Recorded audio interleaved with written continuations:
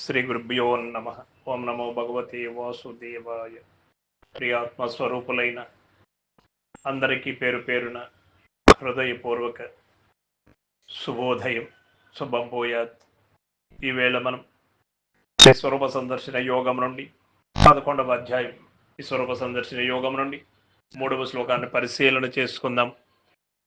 ఏవమే తద్యదాత్తత్వం ఆత్మానం పరమేశ్వర ద్రష్టుమిచ్ఛామి తే రూపం ఐశ్వరం పురుషోత్తమ. భగవానులు ఏం చెబుతూ ఉన్నారో అర్జునుల వారు అడిగినటువంటి ప్రశ్నలకు మనము అందరము కూడా అతి పవిత్ర స్వరూపులమై భక్తి శ్రద్ధలతో శరణాగతి భావముతో ఆలకించి అందులో ఉన్నటువంటి ధర్మ మర్మలను గుర్తెరిగి గురుముఖత విచారించి లేని వారమై అశరీరులమై ఆశాంతము మనం భగవద్గీతని పరిశీలన చేస్తూ తద్విధానాన్ని మనము తెలుసుకొని మన సాటి వారికి కూడా తెలియచేస్తూ మనం మానవతా విలువలతో జీవిస్తూ ఉండేందుకు ప్రయత్నం చేద్దాం. ఓ పరమేశ్వర, కృష్ణ, వాసుదేవ, అచ్యుత, అనంత, జనార్దన, మిమ్ము గూర్చి మీరు చెప్పినదంతయు సరియేనని నేను విశ్వసించుతున్నాను.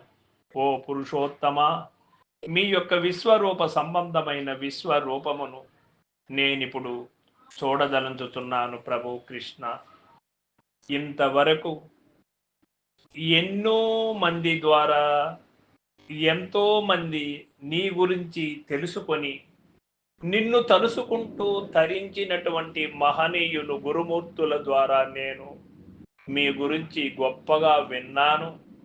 మీరు కూడా అదే చెబుతూ ఉన్నారు. కృష్ణ, సర్వము నేనే, నేను లేక ఈ ప్రపంచము లేదు, నా ఆధారముతో ప్రపంచం ఉన్నది, ప్రపంచము నాకు ఆధారము కాదు అని మీరు చెప్పినటువంటి సత్యవాక్యములు శిరోధార్యముగా నాకు కాన్పట్టుతున్నవి.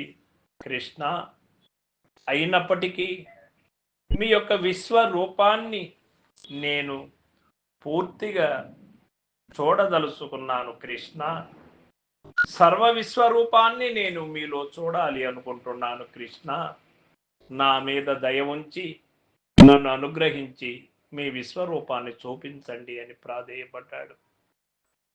ఇదే విధముగా నాటి నుంచి నేటి వరకు కూడా గురుమూర్తుల చెంతకు శిష్యులు వెళ్ళినప్పుడు సాష్టాంగ ప్రణామములు అర్పించి గురువు అనుగ్రహమునకు పాత్రులై తదుపరి గురువు సంతృప్తికరంగా ఆహ్లాదంగా ఉన్నప్పుడు గురువుని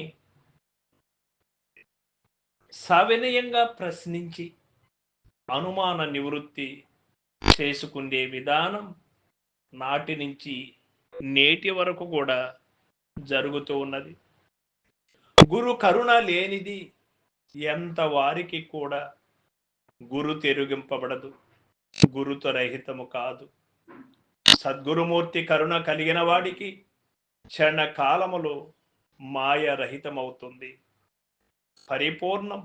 పరిపూర్ణముగా చూపించగలుగుతాడు గురుమూర్తి. గురుడు చూపించకున్న ఎవ్వరికి శక్యము కాదు పరిపూర్ణ దర్శనం చేయడానికి. అందుచేత గురుడే సర్వశ్రేష్ఠుడు అని నాటి నుంచి నేటి వరకు కూడా గురు శ్లోకముతో మనం ఏ పనైనా చేస్తాం. అర్జునులు ఆ విధంగా శ్రీకృష్ణ పరమాత్మ కరుణా కటాక్షములకు పాత్రులు అయ్యారు కనుక 105 మంది ఉన్నటువంటి శిష్యులలో ద్రోణాక్షారుల దగ్గర కూడా మెప్పు పొందారు. భౌతిక విద్య నేర్చుకునేటప్పుడు అందరి దగ్గర కూడా మన్ననలు పొందినటువంటి అర్జునుల వారు శ్రీకృష్ణ పరమాత్మ దగ్గర జన్మరాహిత్య విద్యలో కూడా శ్రేష్ఠులయ్యారు. అచల పరంపరలో కృష్ణార్జున ఉద్ధవుల యొక్క పేర్లు మనం చెప్పుకుంటూ ఉన్నాం ఈనాటికి కూడా. సర్వం సద్గురు పాదార్పణమస్తు. జై గురుదేవ.